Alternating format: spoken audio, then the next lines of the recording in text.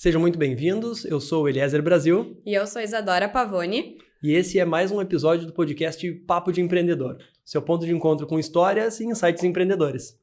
Esse podcast é patrocinado pela Sicredi Pioneira e conta com o apoio das empresas nucleadas do Núcleo de Jovens Empresários da Assist de São Leopoldo, que são Valência Energia, Rita Pavoni Advogados Associados, The Sharer Assessoria RH e Carreiras, Dolce Contabilidade, Percom Contabilidade, Infocus Coaching, Laplace Consultoria e Perícias Elétricas, Mega Music Som e Iluminação Profissional e AC Real. Então, depois de um breve hiato na gravação desse podcast, que fez uma pausa do ano passado até o momento atual, a gente retoma as atividades agora de casa nova. Acredito que devam ter percebido.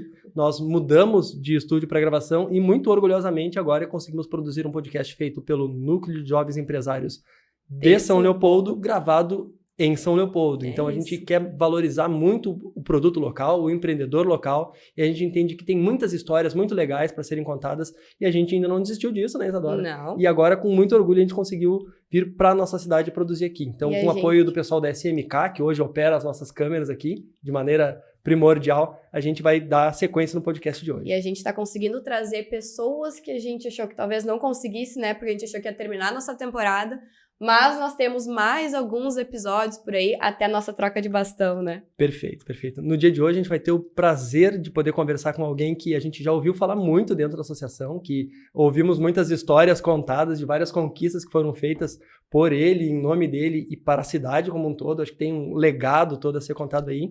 E a gente vai tentar aproveitar essa uma hora e pouquinho que a gente tem de papo aqui para poder, como jovens empresários aqui, aprender com quem tem mais experiência que a gente. E um currículo extenso, né? A gente tem aqui do nosso palestrante, nosso convidado. Do nosso convidado de hoje.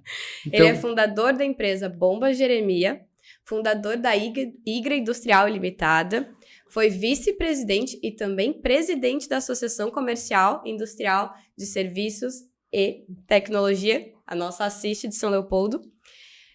Foi coordenador de pequenas e microempresas de jovens empresários. Foi diretor do Sindimetal por 15 anos. Foi diretor da Federação da Indústria do Estado do Rio Grande do Sul, da Fiergs, por 15 anos. E um extenso currículo ainda do nosso convidado, né? E o pior de tudo, não, o melhor de tudo é que no pouco de papo que a gente teve antes aqui, a gente viu que ainda tem muita lenha pra queimar, velho. Eu acho que a gente vai precisar de mais um episódio. Não parei por aqui não. Então, com todo esse currículo, ele ainda tá entregando muita coisa, tem muita coisa para fazer.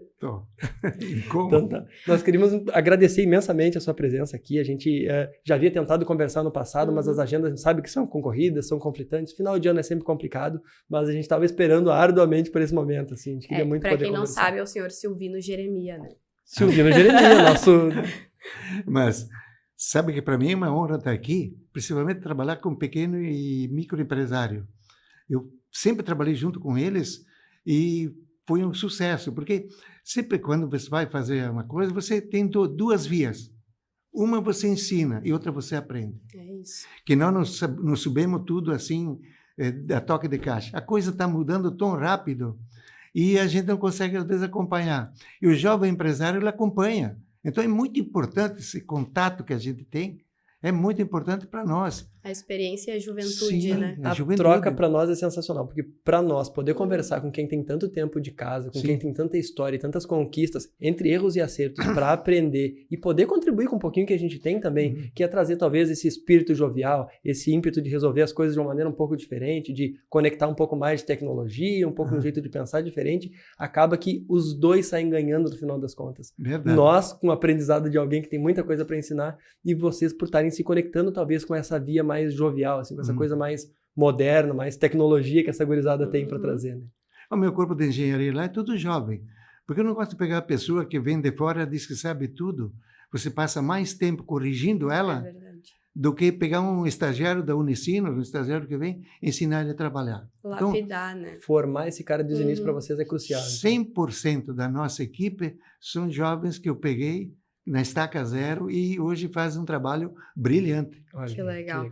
Nós vamos começar um pouquinho mais para trás, né? Conhecer um pouquinho mais o Silvino Jeremia antes das empresas. Das empresas. Pois é, eu sou filho de agricultores. Exato. Eu trabalhei na agricultura até os 24 anos. Olha. Depois eu morava, ficava entre Bento Gonçalves e Garibaldi, Farroupilha. Eu fiz curso de torneiro mecânico no Senai, de desenho, e eu ia, sabe o quê? Ia de bicicleta, fazia 10 quilômetros de bicicleta para ir e 10 para voltar. E engraçado que foi, eu sempre comento aquilo, cheguei uma noite, caía neve. Cheguei na frente que do Senai, lá, que era o Senai, que estava começando, e eu sentei na frente e caiu os flocos dele. Nem chegou o pessoal, eu tive que voltar de bicicleta de novo. Então, para você ver... Porque fechou tudo, parou tudo por causa da neve naquele dia. Sim, por causa da neve, que era frio Temos mesmo. algo em comum. Eu também sou formado torneiro mecânico, né? Eu com 15 para 16 anos de idade também fiz o curso profissionalizante e eu acho que foi um dos divisores de águas na minha vida, assim. Porque eu também vim de uma família humilde, ninguém tinha formação técnica profissionalizante. Eu brinco, meu pai não empreendia, ele trabalhava por conta, né? Mas o primeiro curso profissionalizante que eu fiz e que me ajudou a começar a moldar esse jeito de pensar foi torneira mecânica também. Eu acho que é um curso que ajuda muito. Né? Sim, ajuda muito. Inclusive, quando o Alexandre era menor, eu fiz um cambalacho com ele. Ele não queria ser técnico nem nada. Eu estava no CETEMP, eu disse, gente, eu preciso que o Sandro entre lá no CETEMP porque eu quero que ele aprenda essa parte, porque administrar sabendo um pouco é diferente do que administrar não sabendo nada. Completamente. Tá. Completamente. Então, ele ficou 2 anos, mas não conseguiu se adaptar. Aí disse, pai, eu vou para lá, vou fazer uma janta, porque eu vou parar de estudar no CETEMP. E vai estar os professores lá, minha turma, estou lá, eu vou fazer uma janta com eles, porque vai ser despedido. E eu peguei o telefone e liguei para o professor dele. Cara, dá um jeito dele continuar. Enrola ele mais um pouco aí. De reverter. Ele tem que ficar... Ele chegou até o fim. E hoje ele dá graças a Deus, porque a matemática de um curso técnico desse é muito superior a qualquer matemática financeira, né? Então, quer dizer, foi uma escola muito grande para ele também. Eu acho que o próprio jeito de pensar, de como solucionar problema, como resolver as coisas, pode até não ser o conhecimento específico de como vai fazer uma rosca usando um torno mecânico lá, mas o teu jeito de pensar para solucionar problemas vai te ajudar muito lá na frente. Quando tu encontrar um problema, tu vai usar aquela metodologia que tu aprendeu, aquela maneira de solucionar problemas, tu leva para o resto da vida depois, né? Hoje aconteceu uma coisa bastante engraçada. Tem um torno mecânico lá que o cara estava rebaixando uma peça. E ele disse, pô, essa peça é muito dura, ela não está usinando, ele fazia de milímetro em milímetro. Eu disse, pô, peraí, vamos ver o que está acontecendo. Eu disse, pô, cara, tu está com a ferramenta errada aqui. Aí ele olha para mim, pô, eu fui torneiro mecânico, viu? Então eu passo perto de uma máquina, se tem um ruído, ó, tu tá com a máquina estragada. Já conhece. Pelo barulho da máquina, sabe que o setup da máquina está errado. Sim. Mas então, contando a sua história, o senhor começou, né, o início da vida, então, interior de Farroupilha, divisa com Bento Gonçalves, sim. pais agricultores. Pai da agricultura. Meu pai é agricultor, eu também fui agricultor, né? Imigrante italiano? Imigrante, sim, claro. Imigrante italiano, forte, família grande, muitos irmãos? Nós estávamos em 8 irmãos. Aliás, 5 irmãos e 3 irmãs. 5 irmãos e 3 irmãs. 2 já faleceram. Eu sou dos irmãos, sou mais velho. O resto os 5 são mais novos. Os guris todos mais novos. Sim. As mulheres eram mais velhas que o senhor ainda? Sim. Daí, uma mais velha e outra no meio de nós. E outra no meio. Bendito a fruta, entre os homens tinham 2. Então. Daí, interior ali de Farroupilha, divisa com Bento, produção de... Uvas de mesa. Uva de mesa. Aí, vocação da Serra Gaúcha, produção de uvas. Sim, então a gente produzia uva de mesa, encaixotava e vinha aqui para o Vale dos Sinos, começava na Caí. Vender lá no Caí, depois vinha para São Leopoldo. São Leopoldo a gente conseguia descarregar toda a carga aqui. E já os clientes estavam esperando com o nosso produto, que ele era muito bom, muito de boa qualidade. A gente preservava muito, ter um produto bem apresentado, né? Então, quer dizer, a gente passava, era bate e volta. Porque eu vinha por Farroupilha, descia pela Alta Feliz, era tudo estrada de chão até São Sebastião do Caí. Pirambeira para sair da serra. Tudo era de estrada de chão. E vinha com a carga, né? Nós saíamos de casa 4 horas da manhã e chegava às 8 horas lá no Caí para começar a vender. E aí, quer dizer, não tinha como correr, tinha que ir devagar. Caminhãozinho, as caixas de ouro para cima e estrada. Sim, com certeza. Uma vez por semana? Até 2 vezes por semana, porque a safra da uva ela é muito curta, né? Uhum. Então a gente depois que colhe tem que desovar de uma vez. Aproveitava. Hoje em dia o pessoal usa câmara fria para conservar as uvas e durar mais tempo, mas naquela época... uma uva fresquinha tem seu valor, né? Opa, total. E vocês não sabem quanto me ajudou isso ali na minha trajetória início de carreira. Olha aí. Porque a agricultura é importante. Se tu trabalha direito, tu aprende o seguinte, tu tem que produzir, porque ele é uma safra. Se tu perder essa safra, tu não tem mais... Só ano que vem de novo nós Exato, de novo. ano que vem de novo. Certo. Então é muito complicado. Aqui nos bastidores, antes da gente começar a nossa conversa, ele vinha contando uma história muito legal com o pai dele, nessa época da venda, né? Então, ali começou sua veia vendedora, né, seu Silvino? Como é que vendedor nasceu lá nas caixas de uva, então. Nas caixas de uva. Nas caixas de uva. Depois eu conheci a Borbonita, nos parava da Borbonita, na frente do Rossi, as irmãs, as diaconisas lá, a gente parava lá sempre e vendia bastante lá para elas também. As irmãs compravam. Colégio Cristo Rei. Lá no Rio Branco tinha, lá no Casarão, né? Lá também ele comprava sempre bastante. Que idade isso mais ou menos, Silvino? O senhor tinha o quê? Eu tinha 9 anos. 9 anos de idade. 10 anos depois. E já batia o pai dele nas vendas, né? Sim. Olha aí. Concorrente forte. Eu acho que eles tinham pena de mim. Tinha nada. Ah, que legal. E com que idade, mais ou menos, foi quando o senhor decidiu sair da serra e vir para a região do Vale dos Sinos? Eu nunca gostei de trabalhar na agricultura. Não gosto. É puxado, Eu sempre... Meu sonho era trabalhar na indústria como torneiro mecânico, fresador, e aquilo que eu aprendi a fazer com muito gosto, porque eu queria isso. Era o meu sonho trabalhar. E não sosseguei até não conseguir. E para vocês terem uma ideia, eu era o mais velho de casa. E lá, o filho era como é que se diz? Era para produzir também. Era para ajudar o pai, ajudar a família, e era sucessão natural na agricultura. Se eu não vou querer isso aqui, eu vou embora daqui. Lavrar a terra não é para mim. Por isso que eu fiz o curso de torneiro mecânico e arrumei vaga logo. Porque fiz o Frederico Schmidt também, eu sempre trabalhava 9 e 10, 9 e 10. Eu nunca fiz exame na minha vida. Gringo esforçado. Não porque era mais inteligente, porque eu me dedicava mesmo. Não sou mais inteligente do que ninguém. E o curso de tornearia o senhor fez lá na Serra ainda, lá em Farroupilha. Sim, lá em Bento Gonçalves. Lá foi em Bento daí. Porque da minha casa até Bento Gonçalves dava 9 quilômetros. Pertinho, por dentro. Sim. Era naquele lugar lá que tem, sabe aquela casa de pedra, um restaurante? Sim, Vale dos Vinhedos. Subindo a estrada, quem vai para Farroupilha, subiu a lomba, na descida a gente morava lá. Olha aí. Bem pertinho, então. Sim, pertinho. Então, fizeste curso de tornearia lá. Depois desse curso, daí arrumou o quê? Um emprego, um estágio para vir para cá? Sim, depois eu trabalhei na Eletromecânica Bento Gonçalves. Eles fabricavam bomba para trafegar vinho, bomba para pulverizar pareiras. Então lá eu aprendi o primeiro contato que eu tive com o sistema de bombeamento. Foi lá. Agora tem um detalhe, eu aprendi também com meu pai. Porque meu pai montou, nós tínhamos a própria usina, mini usina para gerar nossa própria energia. Com turbina e tudo. Então eu aprendi muito turbina, né? Como é que funcionava. Foi pela necessidade mesmo, porque naquela época, se tu não gerasse a tua energia, tu não tinha. Não tinha energia. Olha isso. Tá. Nós fomos os primeiros a comprar rádio, os primeiros a comprar televisor. Eu lembro que domingo, tinha aquele negócio de luta livre. A nossa sala era aquele sala tipo do colonial, bem grande, todo mundo sentado no chão. Se amontava todo mundo para assistir televisão. Verdade. É isso. Mas de lá, então, eu fiz o curso de torneiro mecânico, fui trabalhar na Eletromecânica Bento Gonçalves. Depois, como fui bem, o chefe da Todeschini, ele fez o curso comigo. Ele disse, Silvino, tu vai trabalhar comigo. Depois de um certo tempo. Vou pegar esse guri para levar junto comigo lá. Fui para lá, na Todeschini, e eu fui ganhando o dobro do salário do que eu ganhava na empresa anterior. E foi uma escola, porque lá eu aprendi a fazer ferramentaria, estampos e tudo isso ali. Eu aprendi a fazer lá também, né?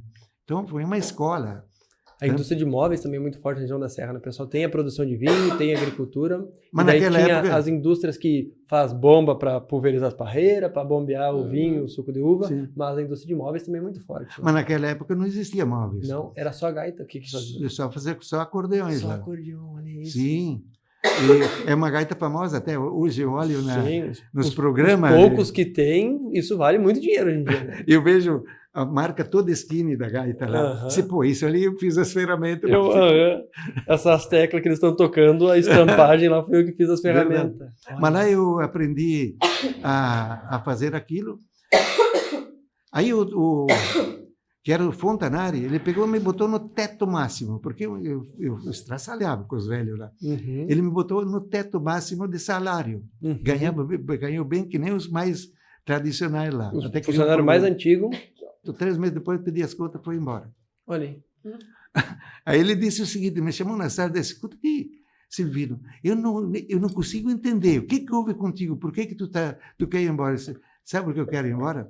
Porque eu não quero ficar aqui, bati no teto, eu não vou mais crescer aqui. Uhum. Eu quero estudar. Então, eu vim para São Leopoldo porque eu queria aprender na Escola Técnica Parobé de Porto Alegre. Uhum. Meu sonho era vir para cá aprender, começar por aí. Por Parobé. Claro, depois pegar na engenharia. Né? Uhum. Só que tem o seguinte, eu consegui emprego numa fabriqueta de bombas aqui de Esteio, mas voltando para trás, então, Todeschini, o Fontanari, que era o presidente da coordenadora Todeschini, me chamou na sala dele, eu não acredito. Como assim? Eu te dei o melhor salário de todos e tu tá indo embora. É por isso que eu estou indo embora.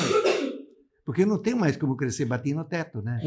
E eu não quero isso aqui, eu quero tirar curso de engenharia ou técnico, que era a Escola Técnica Parobé. Aí eu vim para cá, fui trabalhar com os picaretas da Esteio, fabricante de bomba, né? Olha aí. E entrei no Frederico Schmidt. Então, o Frederico Schmidt, eu sou da segunda turma do Frederico Schmidt. Trabalhava de dia nessa fabriqueta de bomba de Esteio, e de noite, Frederico estudando. Sim, mas trabalhava na fábrica. Quando comecei, ainda estava como empregado. Né? Só que tem o seguinte, eu encontrei um professor lá, que era o professor Fritz. Ele era da CE. E eu peguei os motores que era do Moinhos Rio Grandense, que era importado da Alemanha, motor submerso. E eu peguei e disse, vou fazer esse motor. Fiz todo o ferramental, e fiz o motor. Então, está até hoje lá na empresa, né? Então, foi meu primeiro passo trabalhar com motores submersos. Reformar esses motores submersos. Trabalhar com motor submerso. Então, os primeiros passos foi reformando o motor submerso. Então, reformando lá, mas aí eu peguei e fiz o motor, né? Conseguiu fabricar, gente. Fabricar motor. Olha aí. Eu aprendi a fabricar motor. Eu, na minha empresa, mesmo pequenininha, sempre fabriquei nossos motores. Olha. O nosso motor sempre trabalhou dentro d'água, né? Lá no fundo do poço. Entendeu como é que funcionava, o que precisava para ter um bom motor nesse sentido, e vocês mesmos faziam. Sim, nós mesmos fabricávamos motor. Então, vocês fabricavam os próprios motores ali, mas ainda assim trabalhando na empresa de um terceiro ainda não tinha começado a empreender nesse momento. Não tinha começado. Só que o que eu fazia, eles faziam tudo diferente, fazia porcaria, sabe, picareta, só quer fazer engebração, aqui não é meu mundo não. Aí fui embora, peguei o meu irmão, o Ivo, que ele trabalhava na cooperativa Aurora e Bento Gonçalves. E ele também trabalhava no concerto de bomba lá, porque a vinícola tem muita bomba lá dentro. Nossa, vinícola sem bomba não funciona. Né? Não funciona. Para transportar para qualquer lado o fluido, tu vai precisar bombear, então. Eu disse, Ivo, vamos fazer o seguinte, vem para São Leopoldo, vamos montar uma empresa. Vamos começar com pouco, mas vamos começar. Vai dar certo, expliquei como é que é o motor, ele veio lá, feito, vamos fazer. Que idade o senhor já tinha mais ou menos nessa época? 24 anos. Um guri, novo, recém-formado, jovem, já tinha dado no teto do salário de uma empresa em Bento Gonçalves, estudando e trabalhando em São Leopoldo, decidiu empreender. Deveria empreender, eu sempre fui de empreender, né? Tá.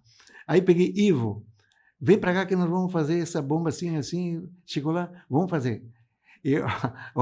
Nós começamos com seria o valor hoje de $10 mil, tudo emprestado, porque não tinha um tostão na bolsa. Pinto para dar água, assim. Sim.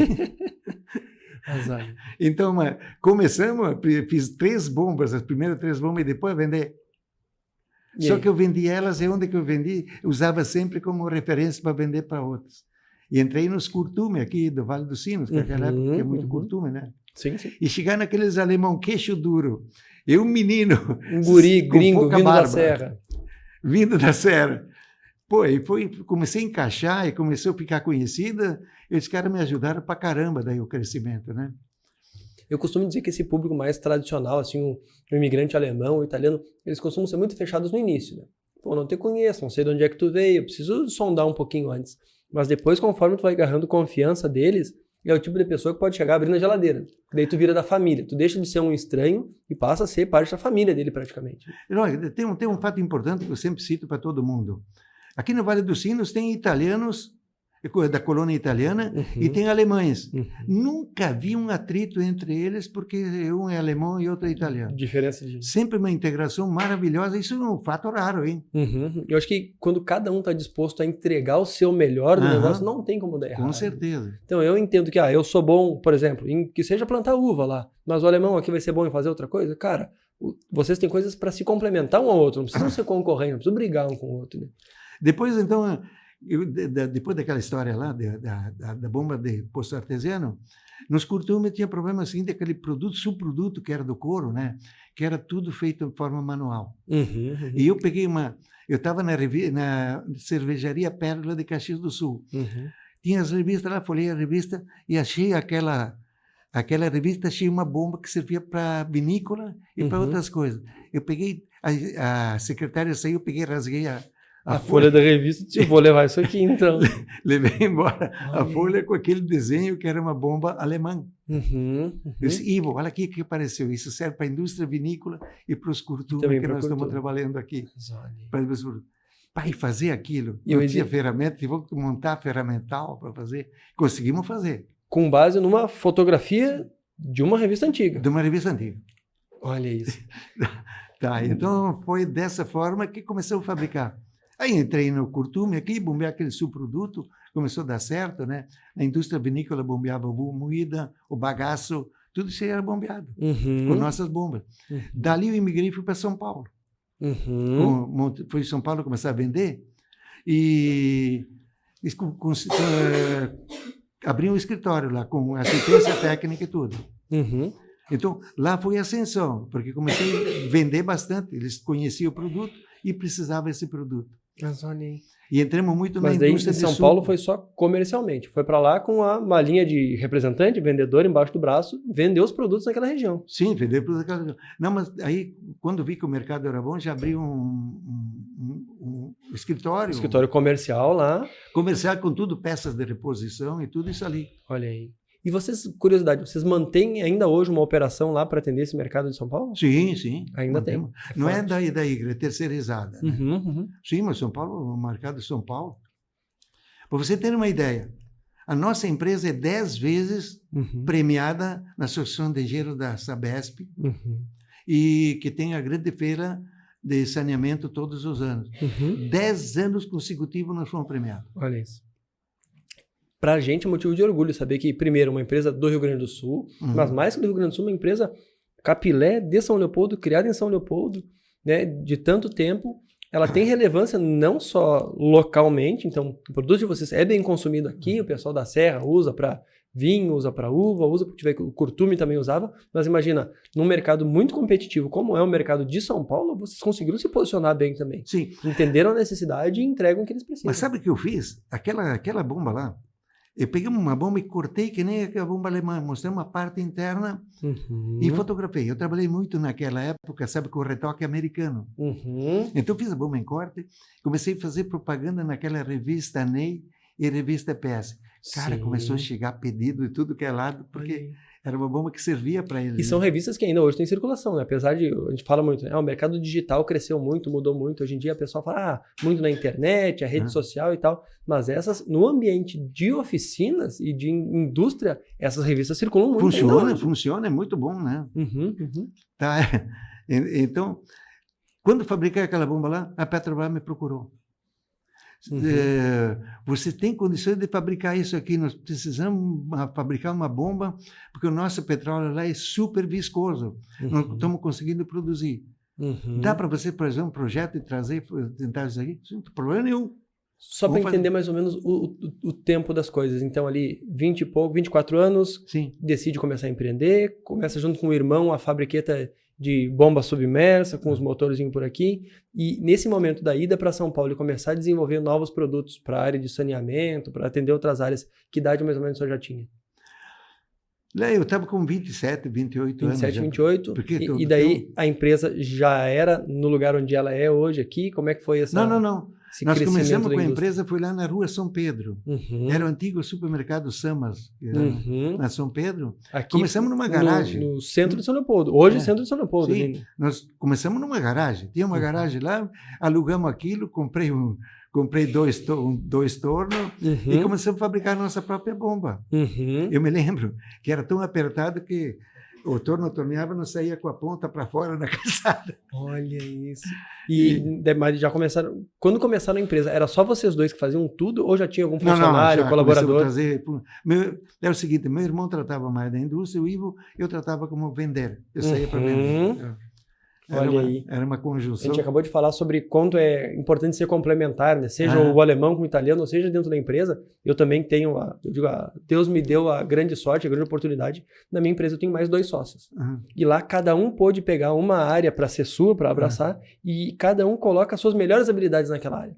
Eu sou esse ser mais falante, que todo mundo conhece, acabei indo naturalmente para vendas e marketing da empresa. Eu tenho um outro cara, um engenheiro, que é o responsável pela empresa, muito número, tabela, muito pragmático, então ele foi para o financeiro e engenharia.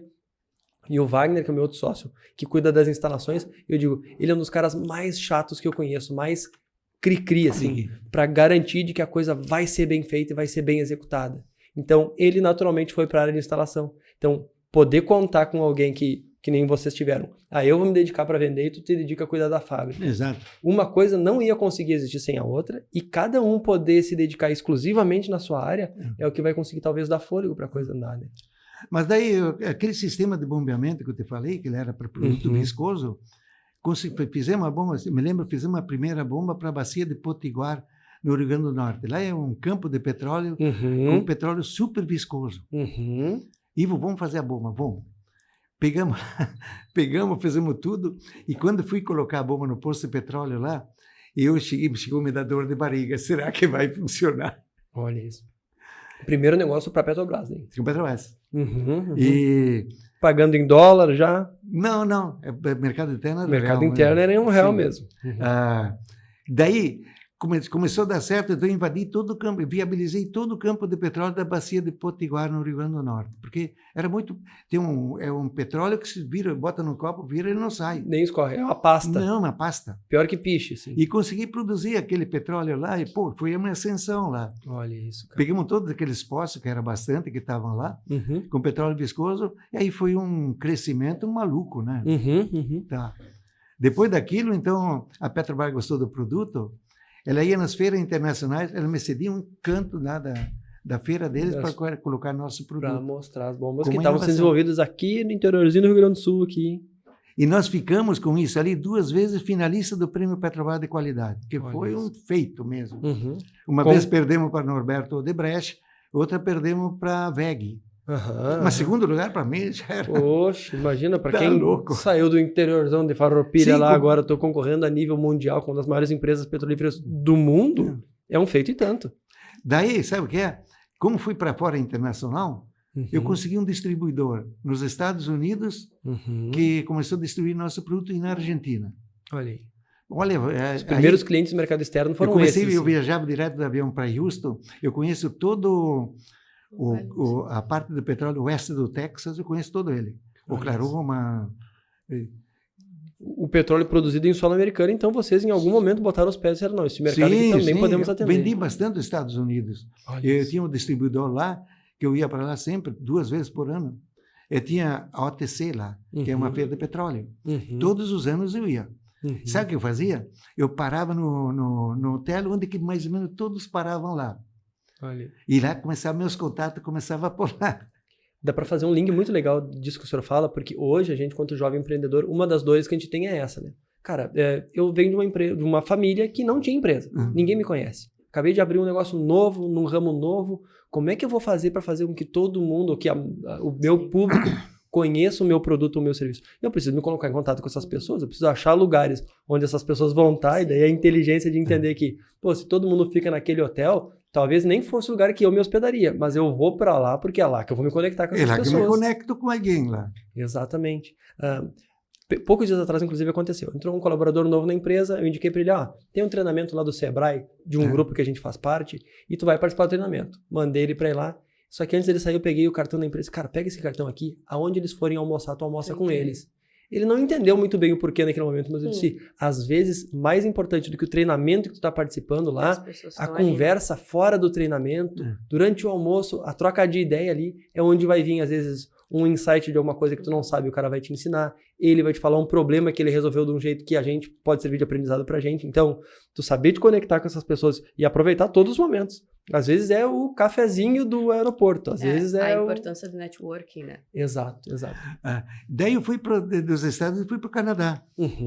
O Canadá é um mercado muito mais exigente e o canadense não é tão aberto que nem o americano. Mas consegui entrar no Canadá. Porque lá tem muito poço com petróleo viscoso também, petróleo pesado. Comecei a entrar com as bombas lá, começou a funcionar bem pra caramba. Eu sempre me lembro, uma vez fui na Universidade do Petróleo, já tem uma universidade só para tratar de petróleo. E o reitor quis me conhecer. Aí o meu distribuidor lá me levou lá, olha, o reitor quer te conhecer. Ele chegou lá, ele me disse o seguinte, olha, cada pulso aqui, ele me mostrou com o dedo aqui, é que nem uma impressão digital. Para cada pulso nós temos que fazer uma adaptação. Vocês trouxeram um produto que serve para tudo sem precisar disso ali. Tom de parabéns. Bom, você imagina isso? Então, a versatilidade do produto também foi um grande ganho ali na frente. E entender o mercado, né? De lá eu fui para a Venezuela. E a Venezuela... Baita produtor de petróleo. O Brasil tinha 8 mil poços, a Venezuela tem 50 mil poços, né? E tudo tem uma região de super viscoso lá, que se chama Faixa do Orinoco. A Faixa do Orinoco ela tem 400 quilômetros de comprimento. Ele é que nem uma lua. E no meio da lua aqui tem 40 quilômetros. A camada de óleo lá diz que é quase 2 metros de óleo que tem lá embaixo. Só que ele era uma pasta. Se ele saísse fora de lá, ele virava pedra. E também não conseguia produzir isso. Entrei com minhas bombas, sabe? Que no tubo saiu um macarrão. Olha isso. De tão pesado que era o óleo. Tão pesado que era o petróleo. E começou a dar certo, rapaz. Começou a funcionar e pegar nome na Venezuela. E os gringos não gostaram da ideia. Eu imagino, porque, de novo, né? Alguém que saiu lá do lugarzinho no sul do interior, Brasil, lá do do interior do cantinho, Rio Grande do Sul. do interior do Rio Grande do Sul. E o cara tá vindo aqui atrapalhar. Atrapalhar não, né? Mas ciscar no nosso terreiro, no nosso mercado aqui, desenvolvendo coisas com uma qualidade... Se chegou onde chegou pela qualidade que tinha. Mas também, mas o processo de vocês também foi evoluindo? A fábrica foi crescendo? Vocês foram foi crescendo, melhorando, evoluindo aqui dentro? Aí passamos para o distrito industrial aqui depois da Steel lá. Isso, final da Avenida São Borja, isso, aquela região ali. Fomos lá, depois saímos porque fomos para Vicentina, compramos um prédio lá. Começamos com 600 metros quadrados, logo ficou pequeno, aí apareceu o leilão judicial da Freiling, que era na época que ela quebrou. E aquele prédio saía certo para mim. Consegui comprar e ir pagando a prazo. Né? Olha isso. Às vezes, a gente diz, a oportunidade encontra quem tá na estrada, né? Então, tem gente que diz assim, se um dia a sorte me encontrar, ela vai me encontrar trabalhando. E que está disposto a abraçar também se vocês tiveram sorte em algum momento da história, foi porque já estavam com o negócio rodando. Já estavam... E acredito também, a preocupação com a saúde financeira da empresa também deve ter sido um ponto forte. Porque quando surge uma oportunidade dessas, tu poder ter caixa para ir lá e fazer isso, ou tu poder ter, no mínimo, crédito, e estar bem avalizado para fazer, é importante. É muito, sim, mas a gente se virava, né? E olha, foi muito interessante, principalmente a Faixa do Orinoco. Ali marcou a nossa história como uma bomba que não conseguia produzir petróleo e começou a produzir para valer. Viabilizamos todo o campo de petróleo lá. Ali foi uma virada de chave da empresa. Ali foi uma virada de chave da empresa. Uma virada de chave da empresa. E eu viajava muito, era eu que fazia Venezuela, era eu que fazia. Cara, eu ia para o Oriente, porque eu ia lá no Lago de Maracaibo, tinha muito posto lá. E o Oriente, que é Barcelona, tem o Oriente da Venezuela lá, que é muito posto que tinha lá. Então eu fazia o seguinte, lá tinha um camarada que me vendia para mim, que era Alex Ortegas, o nome dele. E nós saíamos com Fiat 147, estrada tudo deixou uma poeirama danada, e aquelas portas entrando poeira, né? Imagina. E nós viajávamos de noite, e no dia seguinte tinha charlas lá. Sabe o que é uma charla? Não. É um bate-papo que não é de vocês aqui. Sim, charla, sim. É uma expressão castelhana, sim. É uma charla, né? Então, juntava lá os engenheiros, fazia apresentação, eu fotografava a bomba junto com o cavalo de pau que eu tirava, que era bem menor, e com dados de aumento de produção. Olha aí. Para poder mostrar para Pra eles que sim. o produto de vocês ia atender, melhorar o processo desses caras lá ainda. Então fazia uma charla de manhã e uma charla de tarde. Depois vamos viajar. Hoje em dia, a gurizada de startup, os mais novos falam em pitch de vendas, né? Tu tem um pitch de vendas, que é poder conversar rápido com alguém, explicar o que tu faz, agregar valor naquela conversa para convencer o outro a comprar ou investir na tua empresa. Né? Uhum. Então, a charla de vocês era o pitch de vendas de antigamente, era a charla que vocês já tinham lá na Venezuela. Então, exatamente. Isso aconteceu mais ou menos em que momento da sua vida? Que idade você já tinha? Em que pé estava Sim, a empresa? lá já tava com... Pô, deixa eu pensar. Não, eu ia dizer porque é uma história longeva. Você eu falou tinha que começou cedo. 27, 28 anos, mais ou menos. Menos de 30 anos. Quando eu comecei, né? Menos de 30 anos de idade, tendo começado uma empresa do absoluto zero. Eu ouso dizer que não foi nem do zero, foi do menos alguma coisa, porque o dinheiro que vocês tinham, vocês tiveram que pegar emprestado para começar. Então, imagina, começou com menos alguma coisa, em menos de 30 anos de idade, vocês já estavam viajando no exterior e vendendo para petrolíferas mundo afora. Na época, fizemos um financiamento, quando compramos o prédio lá também, lá no fundo, do Badesul. Eles me emprestaram dinheiro, eu comprei o prédio, reformamos todo ele, e foi uma ascensão, outra virada de chave. Foi lá. E ainda assim, sempre foi você mais focado na parte comercial e vendas, e o seu irmão cuidando da fábrica ainda. Sim. E o meu irmão, acho que ele não vende nem nota de 1.000 por 500, né? Nem lembro 500 por 1.000. Cada um focou naquilo que era bom. Claro, né? focou naquilo que era bom. Ele era bom na indústria, em processos, e eu era bom na venda. Então, quer dizer, só que, olha, a Venezuela, tu pensa no inferno, viajar lá, naquele fim de mundo lá, não tem nada. Temperatura durante o dia era comum estar com 45 graus a temperatura. Sem ar-condicionado no carro. De Fiat 147. Imagina. Hoje em dia é inconcebível. A gente fala que a tecnologia veio para ajudar em várias coisas. Né? Uma das coisas que a gente estava comentando, a gente fez uma viagem agora há pouco tempo para São Paulo, antigamente as pessoas faziam uma viagem de avião de um lugar para o outro, de um estado para o outro, de um país para o outro, para ter às vezes uma charla, uma conversa de meia hora, uma hora, pegar a malinha, virar as costas e ir embora. Hoje em dia, com o advento da conexão da internet, tu abre qualquer celular, com conexão na internet, telinha, fala olhando no olho da outra pessoa lá do outro lado do mundo e facilitou muito. Sim, nós estamos negociando agora com a Itália e com outros lá fora, Peru. Temos bastante, um representante muito bom no Peru, que o setor de mineração no Peru é muito bom. É forte. É muito bom. E agora estamos abrindo Estados Unidos também, e que a empresa americana que estamos negociando, ela é a Baker Hughes. E a GE, General Electric. Estou negociando com eles. Nós vendemos tecnologia para eles. Imagina. Nós estamos transferindo tecnologia para eles. E que não é uma coisa comum, né? A gente fala muito dos Estados Unidos, traz coisas para o Brasil. E acha que lá está o topo da tecnologia, mas saber histórias de um brasileiro, mais precisamente um capilé leopoldense, que a gente corre o risco de cruzar ali entre a São Joaquim e a outra rua que o senhor disse que vai para casa, né? E esse cara está transferindo tecnologia para os americanos. Eles estão vindo aqui tendo que aprender com a gente algumas coisas. Cara, isso é um motivo de orgulho. Sabe que uma vez, quando entramos no Canadá, entrei com a primeira bomba, um dia chegou canadense lá. E ele chegou, que ele queria me conhecer, queria ver. Aí ele me disse o seguinte: escuta aqui, vocês têm uma bomba que é maravilhosa, estamos resolvendo, está dando um resultado, e você não vinha muito lá para tratar desse assunto, para vender, né? Claro, era Canadá, não tem como, né? Só que ele disse: eu cheguei aqui, eu pensei que aquilo ele me descreveu, quase dei nele. Que era assim, tudo toco de madeira fechado, uma porta alta, com portões, e tudo forado com chapa, né? Para os índios não jogar as flechas, né? Então, e o coberto de capim. A visão que o público exterior tem do Brasil, às vezes, é muito deturpada. Agora, talvez, até, de novo, com o advento da conexão da internet, eles sabem um pouco melhor como é que funciona. Mas eu, em um momento também, trabalhei numa empresa que fica na cidade de Estrela, aqui, no Vale do Taquari, e um dia recebemos uma delegação. Vieram 5 alemães e 2 gregos. Eu esfolando meu inglês tupiniquim com eles, conversando, e eles me disseram que estavam muito admirados, porque eles acharam que iam chegar aqui e ver jacaré andando nas ruas, que ia ter macaco pendurado no poste de luz. Eu disse, cara, talvez lá no interiorzão da Amazônia Sim, tenha, mas aqui tem cidades, não, né? tem Não, civilização aqui, né? Quer ver detalhe? Eu ia muito, quando eu estava fora, tinha um negócio de uma feira lá, o Brasil sempre ia como uma representada. Uhum. Sabe o que eles mostravam? Uhum. As mulheres, as mulatas dançando carnaval, jogo de futebol. Eles não mostravam nada da nossa indústria, da nossa agricultura. E a gente tem tanta coisa mais do que só isso, Meu né? Deus do céu.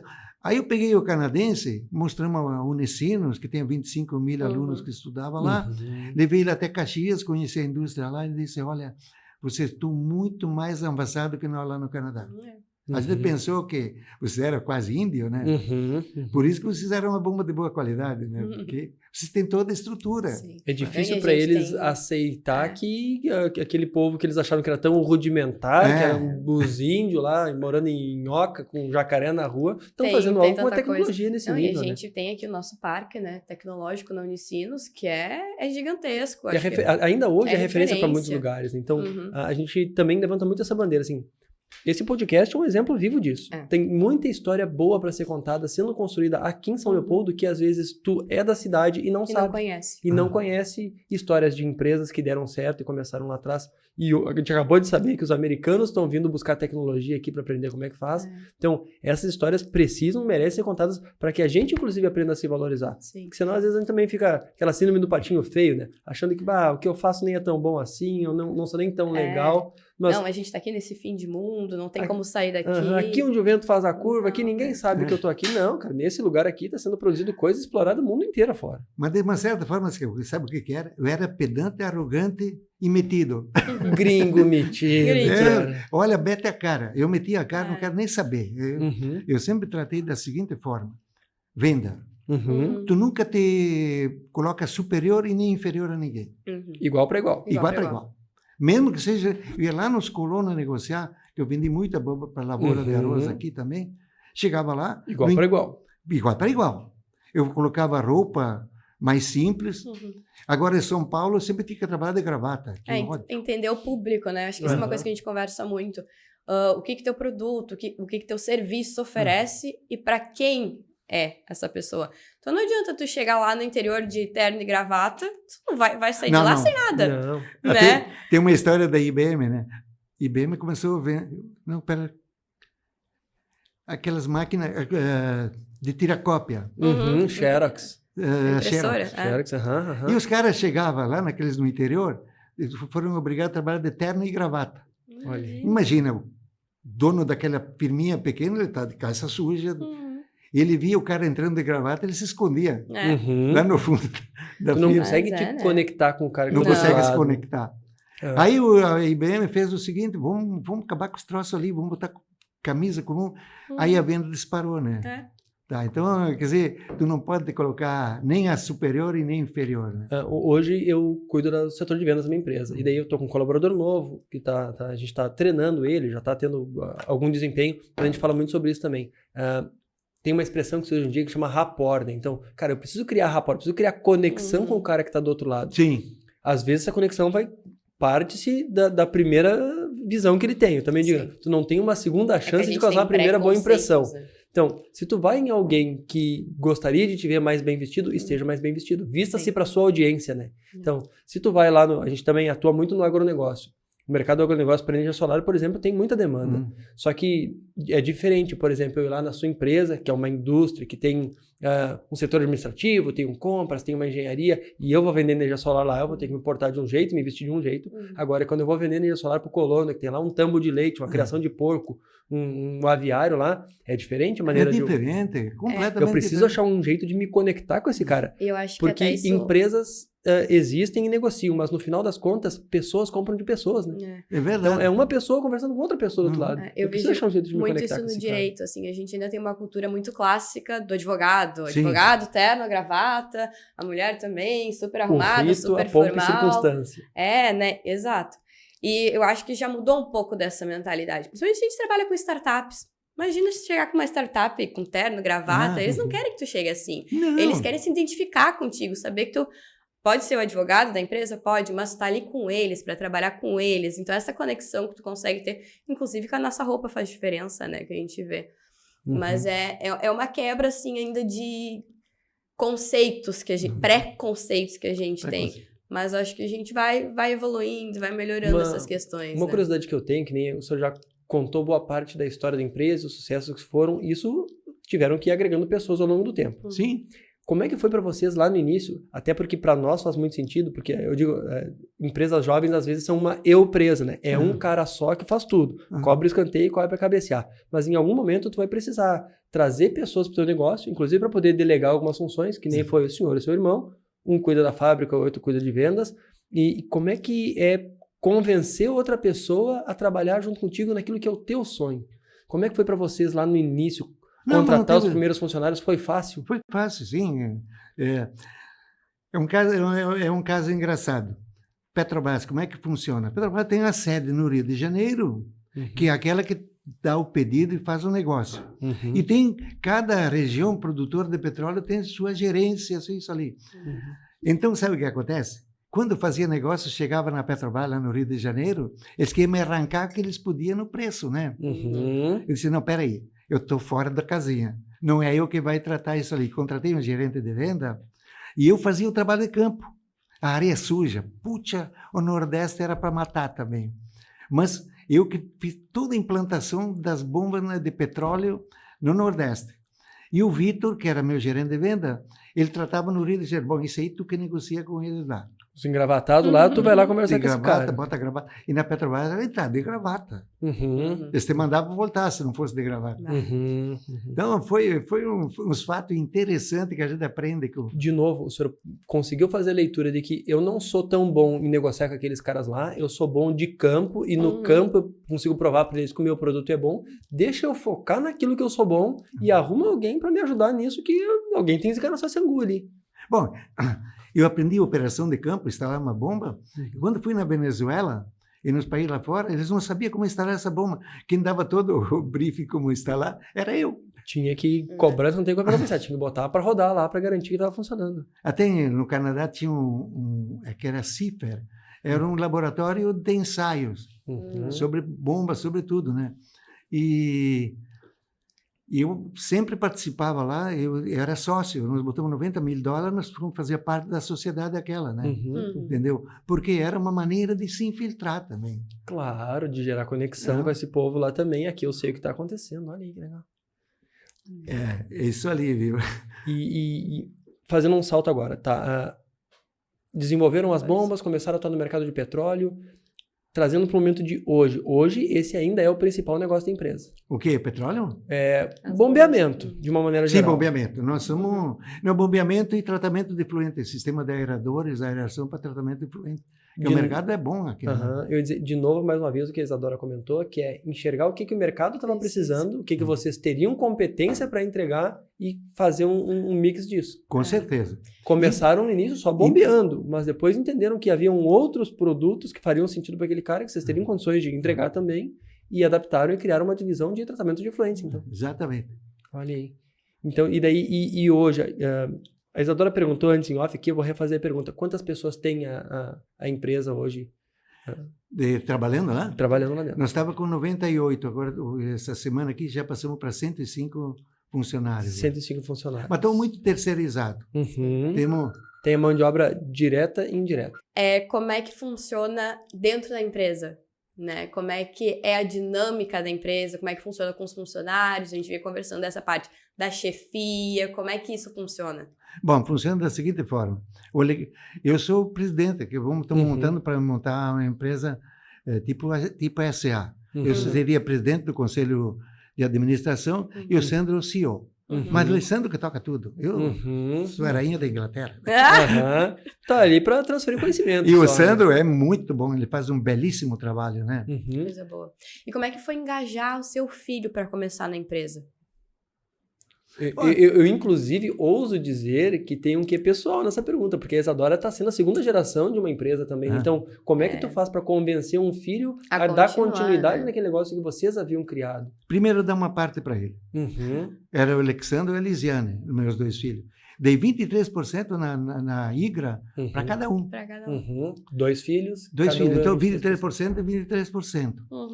E aí, o Sandro está crescendo para caramba, né? Entendeu? Então, eles tinham interesse direto, claro. No início eles torciam um pouco o nariz, porque é complicado. Se o negócio der certo, vai dar certo para mim também. Exatamente. Mas foi fácil eles quererem começar na empresa? Eles tentaram sair da empresa? Como é que foi? Não, eu vou contar mais agora como é que eu fiz. Em primeiro lugar, quando você fez um trabalho bom na Venezuela, os gringos partiram para cima. Acabei vendendo a firma, né? Vendemos a Total, a bomba Jeremias foi vendida. Havia sido vendida. Aí eu tinha que ficar fora 5 anos de não competitividade. Eu disse, não vou voltar mais sem indústria, porque, pô, eu estava muito cansado.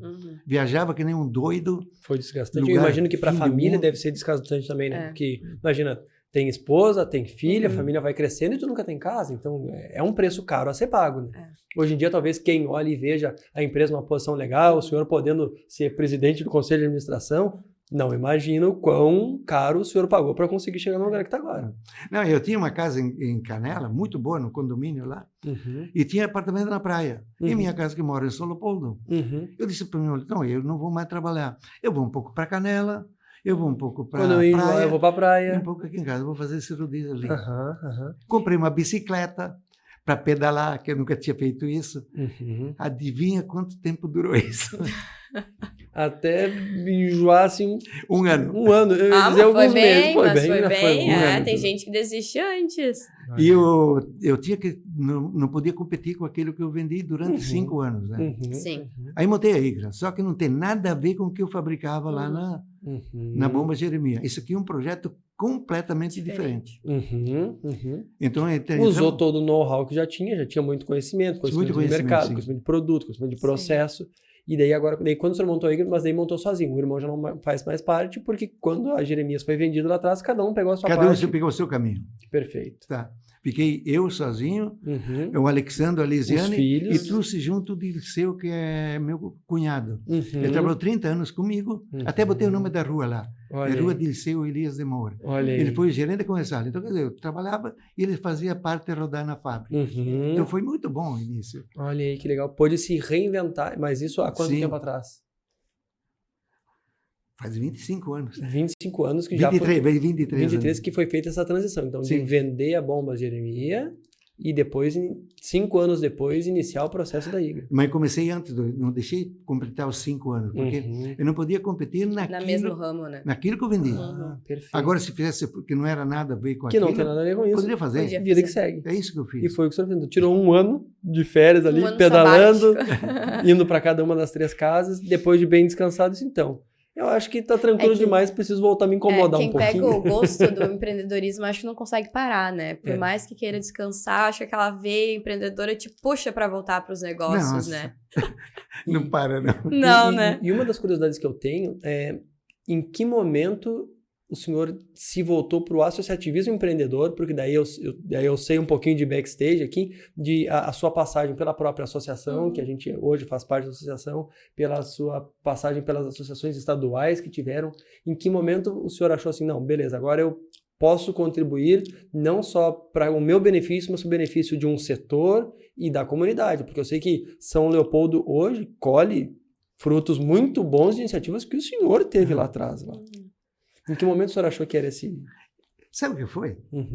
Na verdade é o seguinte, eu vim da agricultura. Eu tinha curso técnico do Frederico Schmidt, mas eu não tinha habilidade muito de negócio, de banco, dessas coisas ali, de empréstimo. Então, para mim, a Associação Comercial e Industrial, ela foi muito importante, porque eu aprendi com os mais veteranos lá. E a história se repete. Acabei virando presidente da CIS, né? Na CIS, na época. Na época era CIS, não tinha o T ainda. Então, lá, para mim, foi uma escola tremenda. Outro detalhe, Fiergs. Foi outra escola maravilhosa. Porque tinha a reunião da Fiergs, que era a reunião de todas as terças-feiras, e tinha um jantar depois. Sabe o que eu fazia? Eu me sentava junto com o Astor Schmidt da Randon, com o cara que era como é que é, de negócio de petróleo de empresas grandes, gente graúda do negócio já. Eu me sentava junto dos grandalhão lá.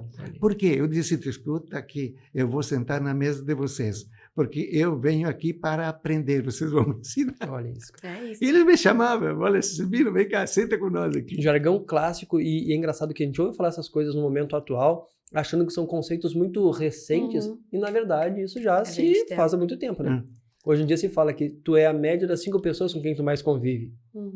Então, escolher bem quem são essas pessoas, então, se colocar em contato, seja dentro da CIS, na época que não era CIST, ou dentro da Fiergs, mas estar próximo de empresários que já tinham um sucesso um pouco maior, uma relevância maior, para aprender com eles, talvez tenha sido uma das receitas de sucesso para conseguir dar certo foi minha no seu próprio faculdade, negócio. foi minha faculdade que eu fiz. Aprender com quem já está com o pessoal da Randon, pessoal grande lá, que tudo era para aprender, né? Entendeu? E essa é uma dica importante para o jovem empresário, né? Claro, esteja nas associações, mete a cara, literalmente, esteja com pessoas, seja cara de pau.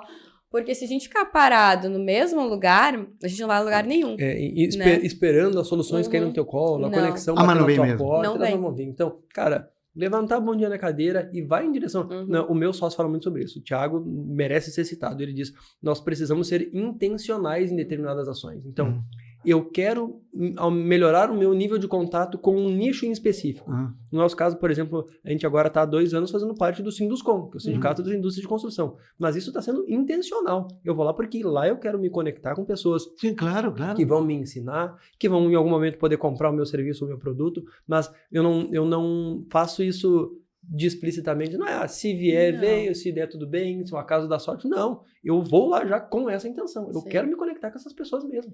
É gente que tá vibrando numa frequência maior que a minha e eu quero beber na fonte. Mas a gente tá se encaminhando já pro final. Passa muito rápido 1 hora, né? Mas eu queria fazer uma pergunta, essa é uma pergunta que eu fiz em todos os episódios anteriores, é uma pergunta que a gente faz meio clichê, assim, pra saber, mas o que o Silvino de hoje diria pro Silvino de 10 anos atrás? O que eu diria hoje? Cuidado com os traíras. Olha isso, hein? Cuidado com os traíras, porque o traíra ele é simpático. Ele te agrada, ele estende o tapete. É verdade. Só que quando menos tu espera, ele te passa a perna, entendeu? Então, cuidado com os traíras. Eu acho que quase mais importante do que a gente aprender com todos os acertos que os empreendedores tiveram ao longo da sua história, é a gente também aprender com aquilo que a gente acha que poderia ter sido diferente. Então, que nem a gente comentou agora, ser intencional no fazer conexões, mas também ser bem criterioso em escolher com quem tu vai te conectar, né? Na nossa empresa também é um mantra que a gente fala assim, eu preciso me conectar com pessoas que têm valores parecidos com os meus.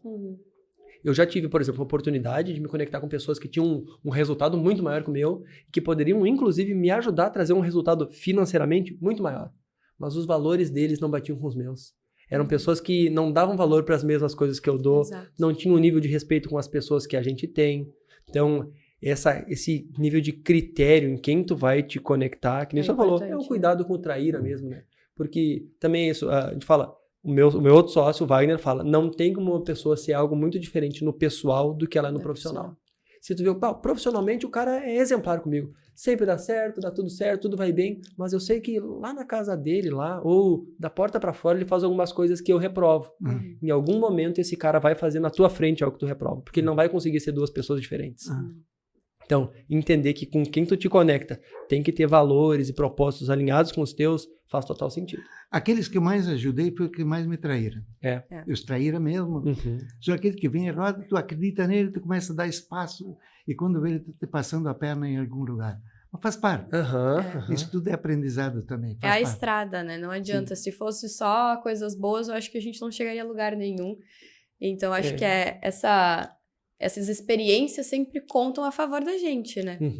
Tem uma passagem minha muito importante, que deve estar até hoje na internet. Quando eu tinha uma empresa lá na Vicentina, que era uma empresa pequena, comprei lá a empresa que era da Freiling, né? Então, eu passava na Futura MP, na época, passava na Bessie, passava na Barmag que tinha, e na Steel. Aí tudo a placa, naquela época se colocava uma placa, precisamos de torneiro e de fresador. Adivinha o que acontecia? Os caras pediam as contas da nossa firma e ia embora. Eu disse, puxa vida, vou fazer alguma coisa para acontecer isso ali. Então, segurar esse povo. O importante é fixar talentos. O que eu fiz? Então, eu fiz o seguinte, fiz um programa da seguinte forma. Se tu está mais que 1 ano lá dentro, tu tem direito a 50% de tudo que você quiser, faculdade, universidade, tudo. Se tu tem mais que 2 anos, tu tem direito a 75%. Fica mais 3 anos, tu tem direito a 100%. Que legal. Eu formei mais ou menos, acho, uns 300 universitários. Tem gente que é melhor que eu. E esse é um incentivo bem diferencial, que a gente não vê, não é comum a gente ver nas empresas, né? Esses incentivos. Então, isso é um diferencial. Acho que vocês conseguiram atingir um outro patamar de empresa. E, de novo, imagina que isso aconteceu num momento há bastante tempo atrás, onde essas políticas de RH, hoje em dia se fala, né, Great Place to Work, lá onde tu elenca as melhores empresas, isso não era uma regra ainda. Vocês fizeram isso porque entenderam que para poder reter esses talentos, inclusive qualificar a própria mão de obra, para vocês era bom, porque esse cara ia voltar mais bem qualificado e grato por vocês terem ajudado ele naquele momento. Eu tenho uma teoria de que o melhor investimento que tem é na formação profissional dos teus funcionários. Eu sempre digo o seguinte, se toda empresa botasse 1 ou 2% do seu orçamento bruto para educar, nós jogávamos o país no primeiro mundo em 5, 6 anos. Verdade. Tem uma frase que eu não vou lembrar exatamente qual é o autor agora, em que ele diz, né? Se tu acha que sai caro treinar bem um colaborador, é porque tu não sabe o preço que sai não treinar ele. Porque pior que tu treinar bem e esse cara ficar bom e sair da tua empresa é tu não treinar e ele ficar. Porque daí tu vai ter um cara com mão de obra desqualificada ali dentro. Então, é importante tu entender que aprimorar a qualidade da tua mão de obra, por mais que em algum momento esse cara vá sair da tua empresa, vai ser bom para ti também. Todo mundo sai ganhando. Eu vi agora, tu falou em colaborador. Na nossa empresa não tem nenhum colaborador que trabalha lá. São tudo profissionais. Olha aí. Colaborador é só quando que ele vai para fora, a gente orienta, que ele ajude a igreja, que ajude, que ele pode ajudar. A colaboração não corre da porta para fora, da porta para dentro são profissionais. São profissionais, nós não tratamos como colaborador. Que legal. E a Fruc de Lajeado fez a mesma coisa. Conheço. Pode ver que a Fruc trata tudo como profissionais. Você não tem ideia a mudança que tem de tratamento. Porque no momento que eu coloco ele como colaborador, eu jogo tudo na mesma linha. Como é que eu vou pegar um engenheiro, colocar junto com o varredor, ou com uma pessoa mais simples, e dizer que tu é colaborador tanto quanto o outro? Não. Ele é um profissional cada de limpeza, na sua área. outro é profissional de usinagem. Nós só tratamos como profissionais. Há pouco tempo eu ainda ouvi um cara falando que na empresa dele é proibido usar a expressão família. Que ele disse, tem empresa que vão tratar todo mundo em família, que tá todo mundo dentro da mesma família. Na família não, porque família é algo completamente diferente, uma família insolúvel. Tu não demite um filho, um pai, uma mãe, mas agora um profissional que tu tem dentro da tua empresa, ele tá ali para prestar um serviço, e se em algum momento, para que o jogo ande melhor ali, tu precisar desligar esse cara, tu vai desligar. Então não se usa o termo família dentro da empresa, e eles preferem, se tocar de usar algum termo, usar a expressão time. Porque aí no time tudo bem. Se um jogador tá jogando bem, ele tá no time. Se ele não estiver jogando tão bem assim, ele pode sair e outro cara entra no lugar. Mas família não. Justamente por essa questão conceitual, né? Nós temos um outro detalhe agora na parte da Igra aqui, que é o seguinte. Nós fabricamos bomba anfíbia. Bomba anfíbia é um projeto totalmente nosso. Aqui no Rio dos Sinos, aqui que vocês tomam água, as bombas estão tudo dentro do rio, trabalhando, o motor tudo embaixo d'água. Fizemos Campo Bom agora também, fizemos toda a instalação de Santa Catarina, onde que tem inundação. Em Minas Gerais, pegamos um lugar lá que sobe 8 metros em cima da casa de máquinas. Entramos com bomba anfíbia, trabalha embaixo d'água, não tem problema nenhum. E continuam desenvolvendo coisas novas, inovação. O senhor falou também questão de geração de energia. Sim. Então, vocês têm pés no passado, olhos no presente, mas também mirando no futuro. Vocês estão pensando em outras coisas, desenvolvendo coisas novas. Sim, nós estamos em inovação. Eu sempre digo assim, nós somos startup contínua. Sempre criando alguma coisa. Criando e inovando. E na parte de geração, eu peguei o mesmo motor submerso, tenho adequei para fazer gerador. De motor para gerador, agora dentro da água gerando energia também. Porque dentro da distribuição de água tem as válvulas redutoras de pressão. Sim. Que senão estoura a tubulação. Naquele ponto lá eu coloco uma turbina. Consegue atuar ajudando nessa redução de pressão e ainda assim gerando energia ao mesmo tempo. E outro detalhe, descobri um mercado gigantesco, porque uma PCH, pequena central hidroelétrica, abaixo de 1 megawatts não é econômica. E eu disse, o grande mercado é abaixo de 1 megawatts. Fazer uma coisa bem simples, fácil de instalar, e estamos vendendo para caramba, para dizer aquelas pequenas. Pequenas propriedades que querem gerar sua energia num pequeno curso d'água conseguem hoje. Sim, não é nem um pequeno curso. Vamos supor que tu tem a PCH, tem que fazer a barragem para acumular água. Não pode parar um rio. Ele tem que ser um vertedouro ecológico. Lá fizemos uma bomba, vendemos 14 agora para Serilur lá de Juiz. Tudo para instalar nas PCH deles, aproveitar aquela energia do vertedouro. Né? Olha que legal. Esse é um mercado que está abrindo muito grande. O mercado de energias renováveis como um todo, eu atuo nele, mas com energia solar, mas vocês também com a parte de geração hidráulica, que também, eu acho que as energias acabam tendo que ser complementares em algum momento, né? Não vai ser só a solar que vai resolver, não vai ser só a hidráulica que vai resolver, não vai ser só a biomassa, mas o somatório de todas é que vai fazer com que a coisa realmente dê certo no final. Uma história que eu não vou poder encerrar esse episódio sem ouvir um pouquinho da sua fala dela é quando se conta a história da vinda do trem saindo de Porto Alegre, vindo até São Leopoldo e depois agora indo para Novo Hamburgo, houve um movimento muito forte na cidade para que esse trem não fizesse em São Leopoldo o que fez nas outras cidades, que foi cortar Canoas em 2, cortar Sapucaí em 2, cortar Esteio em 2. Em São Leopoldo, o elevado do trem foi uma das pautas que vocês levantaram quando estavam na associação, né? Sim, fui eu. Porque quando vai vir o trem para São Leopoldo, já tinha o projeto pronto. E eu, na Associação Comercial Industrial, reuni todo mundo e disse, escuta aqui, não vamos deixar de dividir a cidade, né? Aí fomos eu, a Madeleine e o Nelson, falecido Nelson Rossi, e o Joaquim, falecido Joaquim Guedes de Souza. Fomos lá no Trenzuro em Porto Alegre, chegamos lá com a diretoria e disse, escuta aqui, nós não queremos dividir a cidade, o que temos que fazer? Vocês têm que fazer uma movimentação muito grande e para fazer com que não divida a cidade. Tudo bem, dá para fazer sim. Então, peguei o seguinte, juntei a Associação de Engenheiros e Arquitetos, a Câmara de Vereadores, fizemos um projeto, não é a divisão da cidade, todas as entidades, prefeitura, envolvemos todo mundo. Só que tem o seguinte, o projeto estava pronto. Eu disse, peraí, está pronto, tem um projeto tudo pronto, mas o papel é fácil de trocar. Agora, no momento que vocês cortam depois que botar o trilho no lugar... Então, tive que atrasou quase 2 anos por causa disso aí, porque tiveram que licitar de novo o projeto para refazer de novo. E embaixo do Trenzuro, então, a Associação de Engenheiros e Arquitetos que fizeram todo o projeto paisagístico lá embaixo. Olha aí.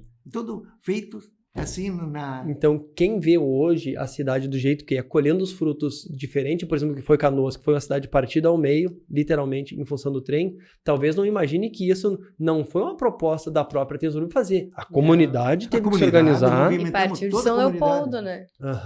Eu me lembro na época, até a 66, escuta que nós vamos fazer o município do Rio Branco. Porque vocês vão dividir a cidade. Vão separar a cidade em duas, vão emancipar um lado contra o outro, então, porque vão ser 2 cidades distintas, isso é mais pura verdade. E hoje em dia, por exemplo, com a extensão do trem que foi até Novo Hamburgo, eles deram continuidade no que vocês começaram aqui. Ficou tão bom que custou mais barato do que fazer, que nem fizeram em Canoas. Pois olha, eu até ia lhe perguntar isso, se teve algum acréscimo substancial de custo para fazer esse trem elevado que foi aqui? Não, então, foi só botar a cabeça para pensar, então. Sim. Foi só alguém sair pensar fora da caixa e dizer, não, tem outro caminho além do que estão... Existem outras possibilidades. E vem para a comunidade de São Leopoldo o que valeu isso ali. Gente, é uma loucura isso ali.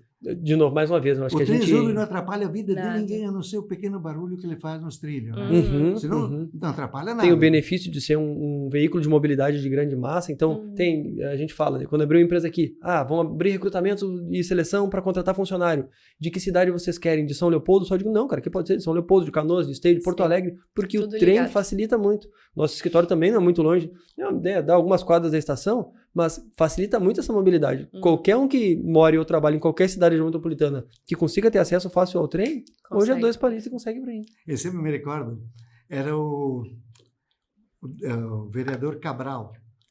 Nós tínhamos feito a subestação da CE. Porque a CE não tinha dinheiro para fazer, nós fizemos uma subestação, doamos para a CE em troca de energia. E o Cabral era presidente da Câmara de Vereadores, Cabral. Vamos fazer o seguinte, tu entra com o projeto numa divisão da cidade. Entrou com o projeto aprovado pela Câmara, eu trabalhei o pessoal da Câmara, os vereadores, precisamos não permitir que se divida a cidade. Movimentaram a comunidade como um todo para conseguir alcançar o benefício. Toda a comunidade. Mas, seu Silvino, antes da gente finalizar, eu vou fazer só mais uma perguntinha, eu juro. Queria que tu desse uma dica, alguma coisa para quem está começando a empreender. Qual seria uma boa dica? Então, Esses jovens empresários, o núcleo de jovens empresários lá estão ávidos por ouvir alguém que tem mais experiência, né? Em primeiro lugar, é o seguinte, ele comece certo, não vai começar errado. Pois sabe o que acontece? Eu fui de pequenos empresários lá da Associação Comercial Industrial. Eu via que eles quebravam, o cara bem quebrava. O que aconteceu? Por que quebra? Aí eu fui a fundo ver. Se tu junta o dinheiro, tu paga com o mesmo talão de cheque que tu gasta em casa e que tu gasta em empresa, nenhuma sobrevive. Quebram todas. E digo mais, nem a empresa e nem a família. Nem a Porque família. no final das contas, às vezes, o impacto é nos dois lados. Então, em primeiro lugar, tem que dividir e lá começam as brigas de sócio. Porque eu conheço casos que o cara comprou uma Monza da Alemanha, comprou casa em Canela, o outro comprou também, e a firma não tem caixa para fazer isso ali.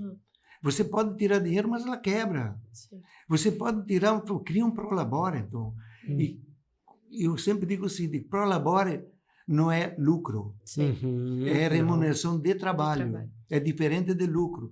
Lucro que você paga depois de pagar o prolabore. Lá no final do ano, depois que a gente passar a régua nisso tudo, do que sobrar a gente divide. Isso é lucro. Exatamente. Mas agora, eu falo na nossa empresa também, nós somos sócios, 3 sócios, nós 3 trabalhamos na empresa, mas nós nos tratamos como funcionário da própria empresa. Sim. Eu tenho um salário, que é o meu prolabore, e todos os meses é o mesmo salário. No mês que a empresa está bem, ele não aumenta. Sim. No mês que a empresa está mal, ele também não diminui. Por quê? Porque daí é o caixa da empresa, estando bem, estando forte, tem que garantir que todos os meses eu vou receber aquele meu salário por estar lá trabalhando. Tem que investir num televisor novo, num equipamento novo. Isso, como é que tu faz? Às vezes lucro. Uma oportunidade que surge, né? Que nem o senhor falou, em algum momento comprar um imóvel que foi a leilão, comprar um outro negócio aqui. Então, o caixa da empresa tem que estar forte para fazer esses investimentos e passar pelos momentos de crise. A gente teve agora uma pandemia de quase 2 anos, quem não tinha um caixa minimamente sólido para isso não sobreviveu.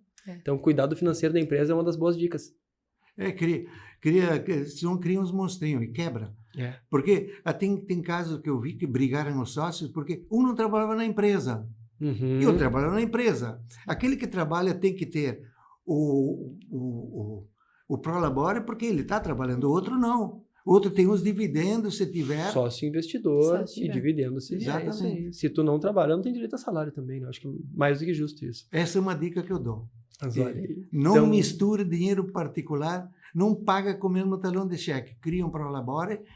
A empresa é uma coisa e pessoa física é outra. Olha aí. Completamente diferente. Mas olha aí, eu acho que é uma baita dica. Cabe a gente agora assimilar e levar isso tudo para dentro do núcleo. Exato. Justamente por isso, porque é muito fácil quem está no início do negócio, às vezes, misturar as coisas. Sim. Levar o trabalho para dentro de casa, levar a casa para dentro do trabalho. Às vezes o trabalho é na própria casa, o camarada abre o primeiro escritório na sala da casa dele e confundir as contas, então é muito fácil de acontecer. Eu tenho um primo meu que era de Sabucaí, ele tinha um mini mercado, e ele me chamou, pô, Silvino, vem para cá, me dá uma dica, porque nunca sobra dinheiro, nós estamos sempre com a corda no pescoço, não sei o quê. Cheguei lá e disse, escuta aqui, é um mini mercado, escuta aqui, me diz uma coisa, vamos começar por um caminho. Quanto é que vocês faturam por mês? Se olharam um com o outro, 150 mil por mês. Se escuta aqui, ó. Então vamos calcular que tu tem um 10% de lucro, tu tem 15 mil. Era 3 famílias que viviam em cima daquilo. Comprando caro, fazendo tudo isso aí. Você só tem 15 mil para gastar. Só que o vosso negócio continua caindo. Porque tem que sempre investir, reinvestir, para melhorar. Você tem que fazer o seguinte, ou sobe o faturamento, constrói mais lojas, ou lá tem lugar só para uma família, não tem para 3 famílias. Se sustentar desse Sim, negócio. mas como é que nós fazemos? Outro detalhe é o seguinte, vocês têm que pegar, vocês compram no supermercado, vocês sim, então tem que fazer o seguinte, passar lá, passa teu cartão de crédito e paga a empresa. Não confundir. Mas a empresa nossa não é tua. Tá. Tu tem teus clientes, teus fornecedores que tu tem que pagar. Exatamente. Então, é a única forma que tu tem. Tu tem os teus compromissos particulares e a empresa tem os dela. São coisas distintas, né? Cada um com o seu B.O. Então, essa é a maior dica que eu posso dar. E é uma ótima dica, né? Com certeza.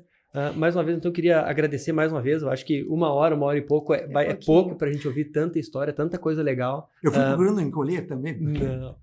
Eu acho que uma das coisas que a gente não havia pensado no início desse podcast, nós pensamos assim, a gente quer desenvolver habilidade de comunicação nos empreendedores, a gente quer pegar essas histórias e poder contar. Mas mais do que isso, um intangível que a gente está percebendo agora é conseguir registrar um legado de empreendedores como o senhor, que começou lá na colônia, que veio para cá, criou uma empresa e cresceu, e que hoje os americanos estão vindo copiar a tecnologia, mas que se nós talvez não tivéssemos essa oportunidade, a gente não conhecia. Muitas outras pessoas não iam conhecer essa história.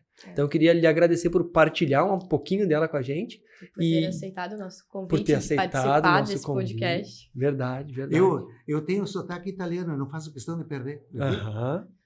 Fiel às suas raízes, né? Não faço questão de perder, me ajudou muito esse Então tá, eu acho que... Muito obrigada, Silvino.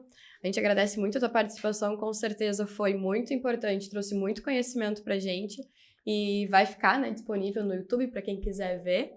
E quem sabe a gente não faz um próximo convite para conversar sobre o assunto mais específico, não sobre a história, mas para talvez partilhar um pouco do conhecimento dentro da empresa e como fazer ela crescer tanto assim. Esse vendedor desde os 13 anos de idade ali, né?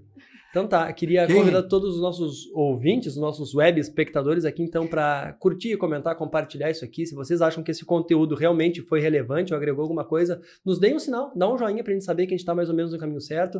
Façam sugestões de outras pautas, outros ideias, entrevistados, né? Também. A gente tá concluindo quase agora a primeira temporada do podcast e tá preparando já uma segunda, já tá no forno. Mas sigam nas redes sociais, então a gente tem um perfil no Instagram, que é o @NJEAssistesL, isso? Me corrija se eu estiver errado. Agora vai fazer corte, porque tem muita coisa lá, né? Tudo bem. Sim. Mas quem tem que agradecer sou eu. Porque é uma oportunidade muito grande. Eu gosto muito de tratar com pessoas de empresa pequena. Outro detalhe é o seguinte, eu sempre digo para o seguinte, tu é empresário, não interessa o tamanho que tu é. Exato. Agora tu tem que ser empresário e não dono da empresa. Porque tem uma diferença muito grande de empresário e dono da empresa. Ó, finalzinho cheio de dicas. Mais um aprendizado, então. Muito obrigada. Obrigado mais uma vez e... até o próximo episódio. Nos vemos no próximo episódio.